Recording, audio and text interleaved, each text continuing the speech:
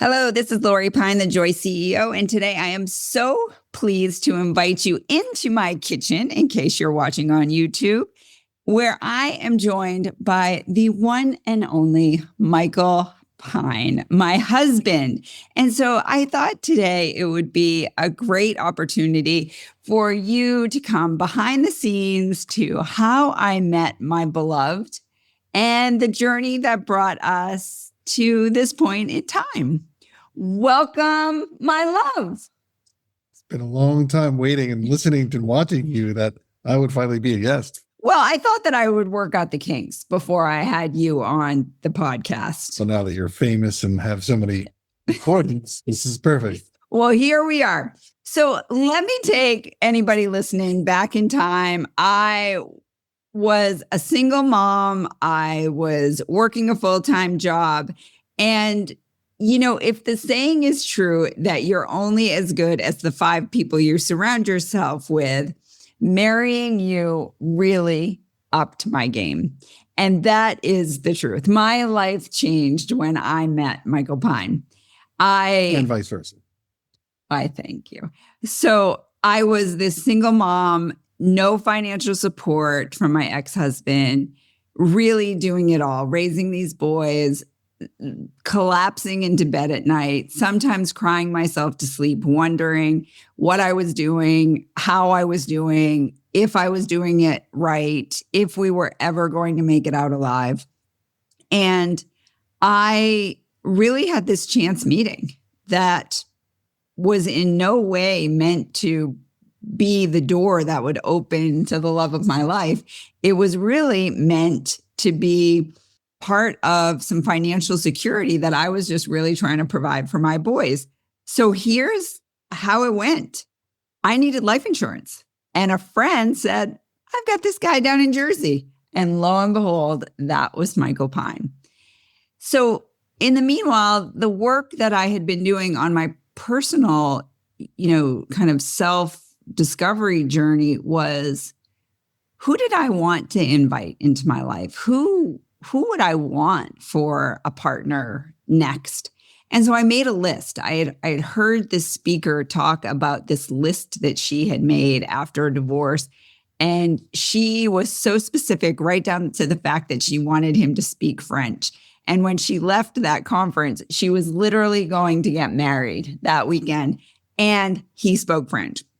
So it inspired me to make a list. And here are the things that were on that list for me. And I don't speak French, by the way. No, but you have a lot of other great qualities. So the person that was going to come into my life had to love my boys. He had to be affectionate. He had to be self-supporting, be true to his word, bring flowers. As trivial as that sounded, I really wanted somebody who was thoughtful and would bring flowers. He had to be loyal and be reliable, somebody that I could really count on.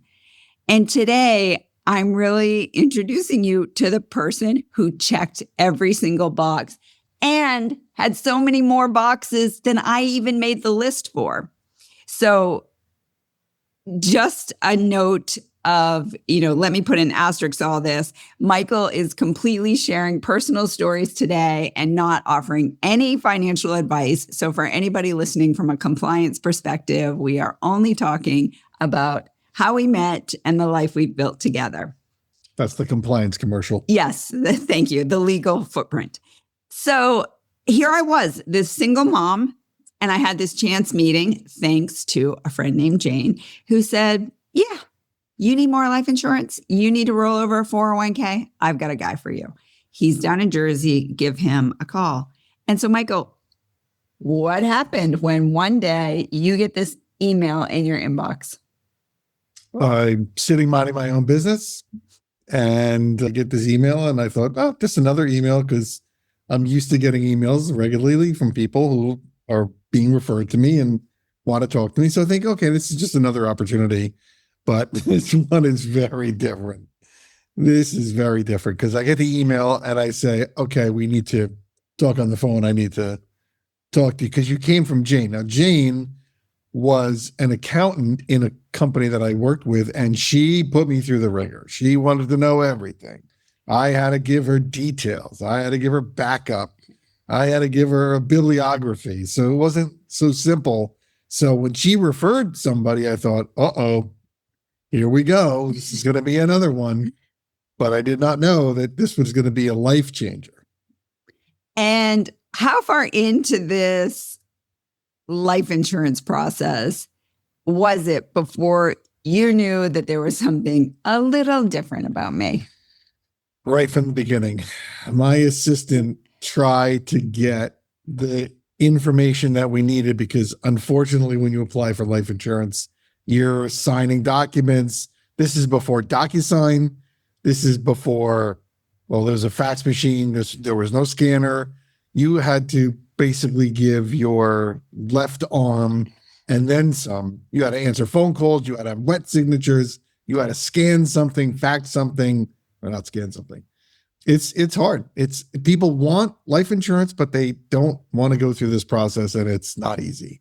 And you were busy. You were running around the country in a high-level corporate job, and it wasn't an easy process. We tried to make it easy, but you didn't answer phone calls Or emails. or emails. And so how long into the process was I coined the worst client ever? When the process is supposed to take about a month and it took you 4 years, it was It took me 9 months. 9 months. I could have had a child in that period of time, Yes. but didn't. That's when my assistant turned to me and said, you got to get involved. She's not answering anything. We just need one more signature and we're done. And I therefore had to make a phone call. And this was a game-changing phone call because I called and I wasn't even saved on your phone. No. That's how highly regarded you thought of me. So little. I took your money. But I did answer the phone. You did answer the phone in an interesting way. You said, hey, Lori, it's Michael Pine. And I said, oh, expletive. And it was really an expletive. It was like, oh, F. And he said, did you just say that out loud? And I started cracking up laughing. And I was like, I did. You want something. I don't know. I don't even know what you want, but I know you want something, like my firstborn or something. And long story short, he reminded me that I was the one who went to him. I was the one who really did want to protect my boys in the event that something happened to me. And so he very quickly put that at the top of my inbox. I was able to get it signed, had the Pony Express come with the horses and pretty much deliver it, get it faxed back. And that was it. And then he said, Lori, with all that you're doing with me, you really should meet me and we should have lunch and you can actually sign everything in person. Which you were reluctant to do, even though I had all of your money. Very reluctant to do. But you then finally agreed. But I did agree. And then that was a real game changer. And that's when everything started to come into play. So that was circa 2010, 15 years ago. Yeah. And so much has happened since then. We have built a life, merged children, merged grandchildren. Michael has 2 grandchildren, Juliana and Oliver, that we just adore.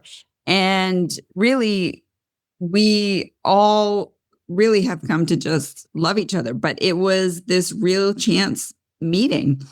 And so we vowed to walk this path together. And I think it's just an important story because when I left my job at Campbell's in 2021, I wouldn't have been able to do that without the support of Michael.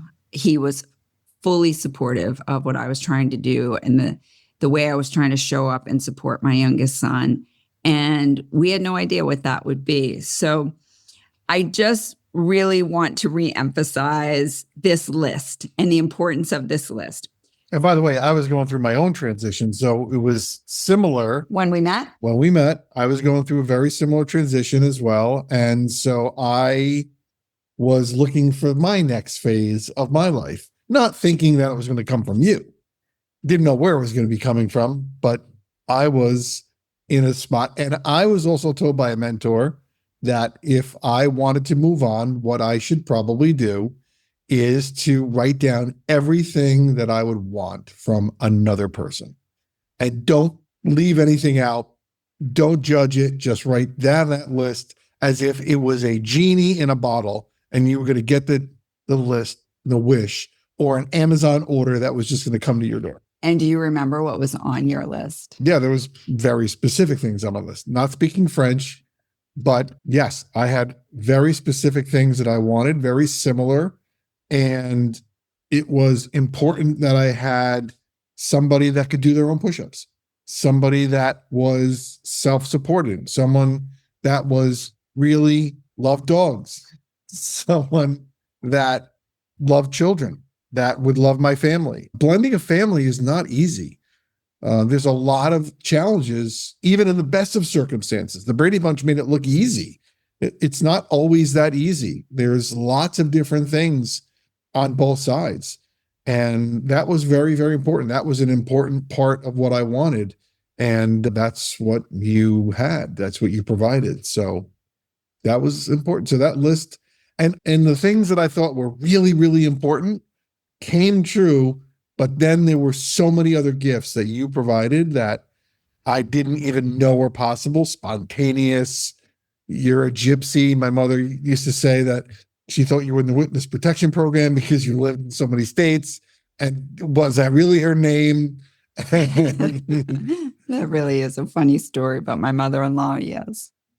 Yes. So we both have this list, and then some of them are really non-negotiables. And so for me, one of them was that I really wanted you to love my boys. And do you recall, like, there's a moment when you first met the boys, we were 6 months into dating when you first met them. But do you recall the first moment when you were like, wow, these are my boys? I mean, there were so many of them. I know when I first met the boys because we went to a baseball game together. We did. We went to a Yankees game. Went to a Yankees game. As soon as one of the boys, your oldest boy, opens up the door, I lock eyes with him and I went, love at first sight. Love at first sight. The other one, not so much. He wasn't exactly sure. He was kind of very reserved. Very reserved. It wasn't as easy. Jackson was much easier. Bryce was a little bit more difficult, but that was okay. So we're at a game together. I'm a Red Sox fan. I'm at a Yankee Stadium. I feel like I'm on enemy territory, but I still decide to go. You were a good Yankee fan that day. I was a good Yankee fan that day. That was important to know. And that was the day that A-Rod was at 599 home runs. Hit number 600. Hit number 600. And I had told Jackson that I had called A-Rod that night and said, okay, A-Rod, you're home now. You can hit the 600th home run. I just said that out loud. I didn't even know what I was talking about. We're sitting in the stands. A-Rod hit 600. We're watching. He turns to me and he goes, you really did call him, didn't you? And I went, oh my God. Yeah. Oh, what do I say here? Yeah. This is about trust. Yeah. And I told him, no, I didn't call him. And so when did you know that, like, these are really your boys? Like, you're in it? Man, there was, when we were just going on trips together and they would come up and they would hug me. And I don't know, the greatest probably one, and it took a long time, was Jackson was going to college and we were in the parking lot and I would always say I would love them after a long period of time. And I would never get a response back because they had a loyalty to their father and we felt very strongly about him. We never said bad things about him. He's a good guy. We still love him to this day. But in the parking lot, as he's leaving, he turns to me and hugs me, and you're nearby. And he turns and he says, I love you. And it was like, wow. Yeah. And everyone heard it. So it wasn't like I made it up. And that was one of the turning points of like, wow, this is really important. This is really key. This is a big deal. Yeah, we're a family. Yes. Okay. Another one was, affectionate. I needed you to be affectionate. I had been in a marriage that was not affectionate, and it was really important to me, and not in a performance sort of way, but in an authentic, it had to be natural in who you were. So what are ways that you show up daily in an affectionate way? It's just part of who you are. I must have read somewhere that wives need about 5 hugs a day. Yes. Non-sexual hugs. Yes. 5 hugs a day. So I make it my point to make sure that I go up and hug you. I think kisses are really important too. So as many times as I can, that all throughout the day, when we're working together, when we're out and about, that's really important to me. And I know it's important to you too. So it's something that you accept a lot. It is. And I give them back. Yes. The next one was self-supporting. I really wanted a partner who could be self-supporting. And when I say that, I'm really talking about somebody who could stand on their own 2 feet, but I think it's more than that. When you hear me say that, what does that mean for you? What do you hear and how has it evolved? I think in a marriage and in a partnership like that, everyone has to do their own push-ups. Everyone has to look and dig inside and not point the finger and say, well, it's your fault. And if you would, that's never the case. It's always a joint thing. And if you can inside look and see what is happening, then admit when you're wrong and then make an adjustment and change that. That's one of the things that it's very strong. I felt very strongly I needed that from somebody else because I did not see that in my prior marriage. There's a lot of finger pointing. Yeah. And so it was important for me that person, as well as me, would take on their own inventory and see exactly what their part was. And then you could go ahead and adjust. But it always can't be one-sided. Otherwise, it wouldn't work. That was key. I agree. You're really good at that. Yes, I tried it. And so are you. Thank you. Okay, true to his word. Words hold a lot of weight. One of my college degrees was, and I was an English major. So I wrote down, he does what he says he will do. And when you hear me say that, what's one small promise that you kept that built huge trust with me? Well, I remember you telling me that there were circumstances where somebody would say they were going to show up and pick somebody up or go to do like a parent-teacher conference and be there and say, I'm going to do that, and then actually do it as opposed to not do it. So that to me was what I was built to do anyway. And so when I did that, you were kind of shocked, like you were away in California and the boys had a parent-teacher conference. I went to it. And you went. I was stunned. Yeah. I was stunned. And that was to me just like a normal thing to do because I met them. Your youngest was 6, your oldest was 8. So I brought them up basically. So they were 7 and 9. Yeah. So they were basically my kids. In addition, I have my own kids. Right. But those were my kids as well. And that's the way we sort of took it. Yes. And that was one way of doing it, showing up, saying what you say you're going to do. That was important to them too, because they counted on that. Yes. Because you weren't always around. And you role modeled that for them. I tried to. Yes.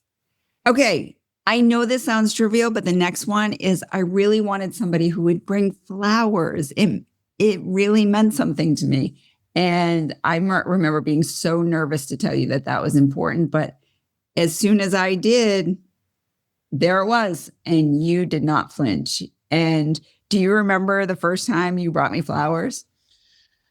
Yeah, I remember. So I used to come, you lived in New York, I lived in New Jersey, and I used to anticipate the ride. It was an hour ride, and I would stop at my favorite sushi place that had flowers, and I would pick them up knowing that these are just gorgeous as you are, and bringing them. And I always made it a habit of not bringing flowers to apologize. Ever, even to this day.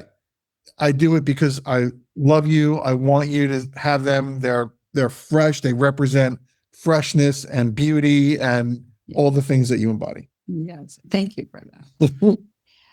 Loyalty. That's the next one. And loyalty isn't quiet. Loyalty is visible. And can you tell the people listening about a moment when you chose us, especially when it could have been easier not to? An opportunity that chose us. Well, when you get involved in an argument with the kids and they're going to either take a side or come to you, come to me. And, we stayed very, very firm to Lori, these are your boys.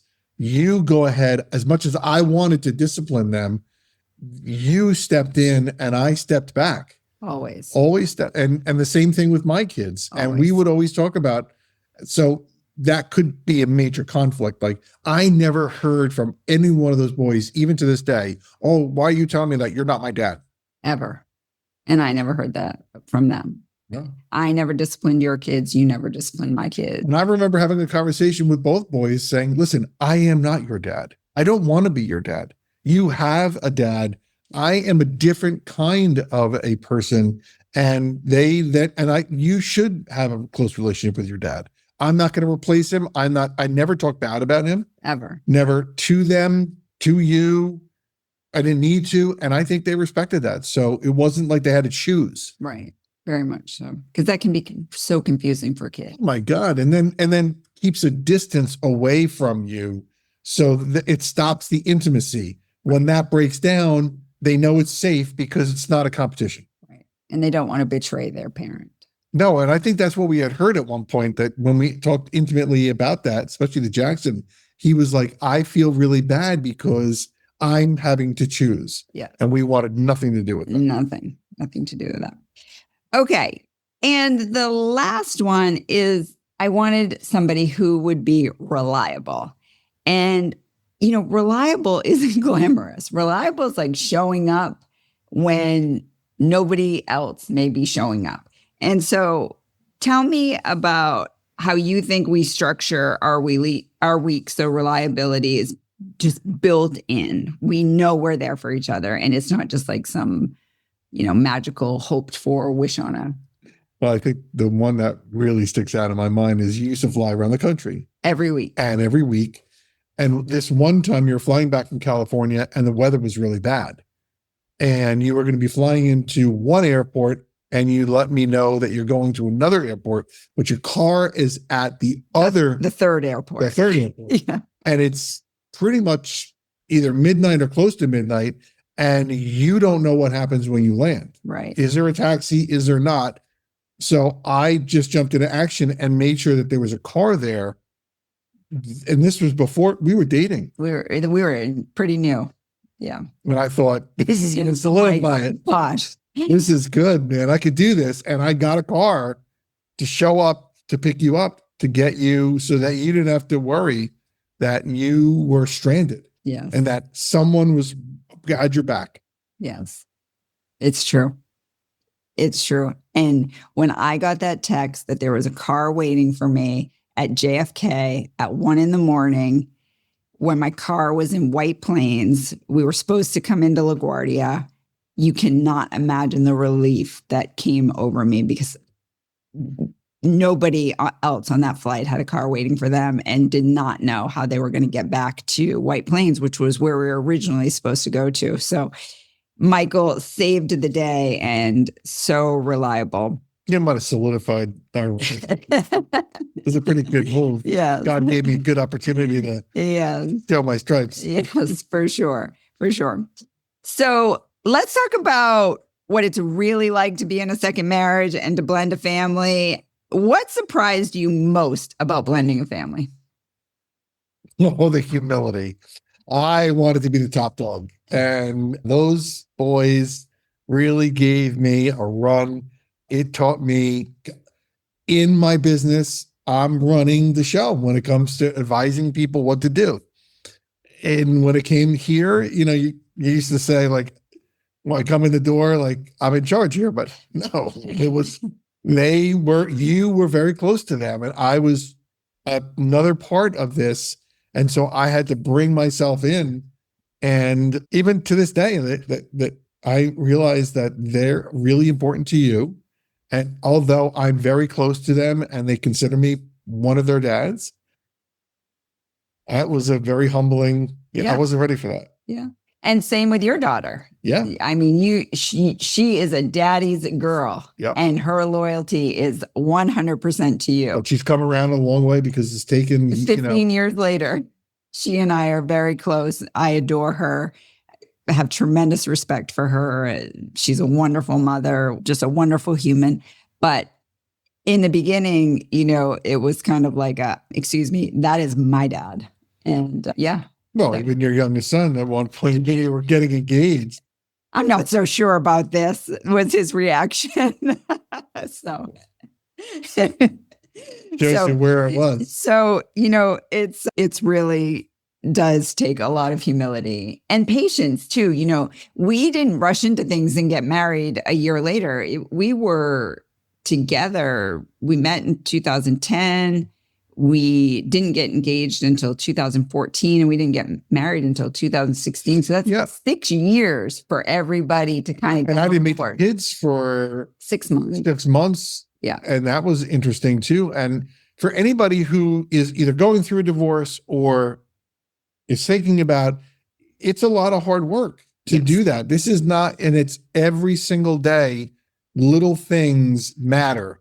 Going to the parent teacher, making somebody lunch, making sure that if they are at school, need to be picked up, that somebody shows up. Yeah. There's little things that really take a lot of work, and I don't think they ever saw us like yell and scream and argue, because I don't raise my voice. So that's not who I am. So they just got a chance to see a role model of how relationships go. And it's not, take a pill and it's over. It's a daily reprieve. It's every single day doing new things, having flowers. That doesn't, even though the flowers last 5 days, it's a gesture, that they see as a token. My boys don't remember me being with their dad or living with their dad. So you really role modeled for them what it is to be with a partner, be kind to somebody, what that really looks like.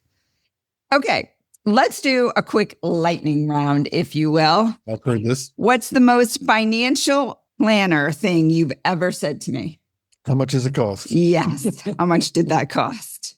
But you were really good about that. Like, you never complain. No, I don't care. I would like you to have more shoes because I'm a shoe man. So yes. I love to see those beautiful shoes on you. So, and that wasn't on my list, by the way. It should have been, but it wasn't. And I really lucked out on that one. Okay. What's the most joy CEO thing I've ever said to you? The most joy. Oh yeah. We're getting in the car and you're not telling me where we're going. This is a date. And you're either going north or south. This is the kind of spontaneity that my wife brings to my life that I did not have growing up at all or anywhere. And I did not know what was going on. And I did that to you very early on. In fact, it was a very big birthday of yours. Yeah. I told you to pack a bag, what to put in the bag.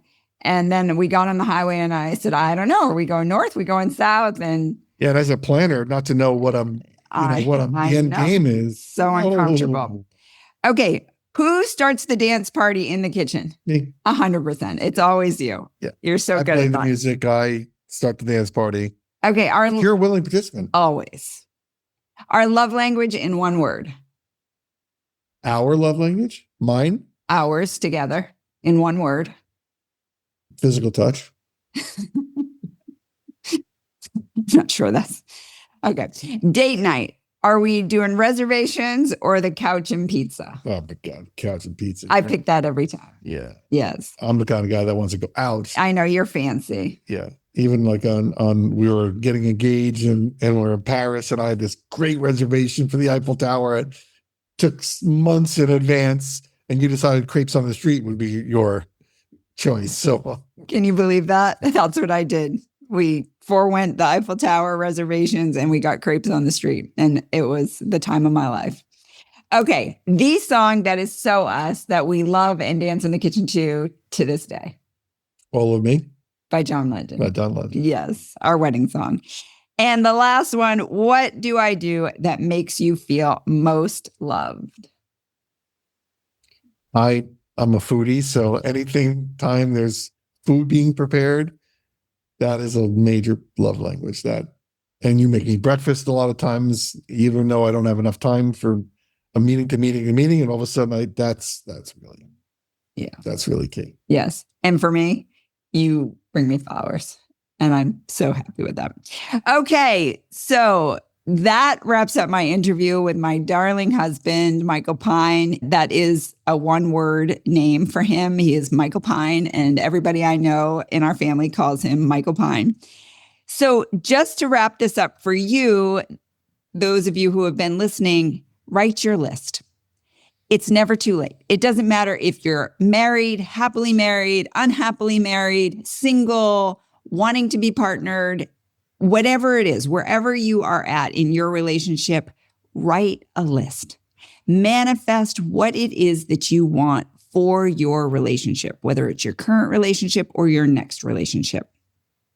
If you're in a relationship, have that conversation. This is what I would really like. This is what I need. What do we need to do differently? And if you don't have a relationship right now, start to think about how you can become what it is that you want and really start to lean into being that person so that you can attract that person. I firmly believed that unless we do the inside work, we cannot change the trajectory of who it is that we're attracting into our life. We're going to keep getting the same type of person on repeat until we energetically change ourselves. And once we do that, well, then we can change who we attract. And I was always told that you will attract someone to the level of mental health that you are at. Ouch. So you want to upgrade your mental health. If things aren't going well, it's time for you to upgrade your own mental health. Okay. Put that list somewhere where you can see it, somewhere where you can look back on it, and then know that none of this is magic. It really is just the power of manifestation, getting clear on what you want, and knowing that that is what is inside your hula hoop and sticking to those standards for yourself. So, in closing, from a single mom who is doing it all to loving my life, a journey that started with a pen, making a list, and a promise to myself that I would not go backwards. If you're listening and you're in the messy middle, get clear on your non-negotiables and stick to them. Hold them like a firm boundary. The right person will rise to your occasion. I'm Lori Pine, the Joy CEO. I'm so glad you got to meet my husband, Michael Pine. We are glad to be doing it with you. Thanks, everybody. Have a great day.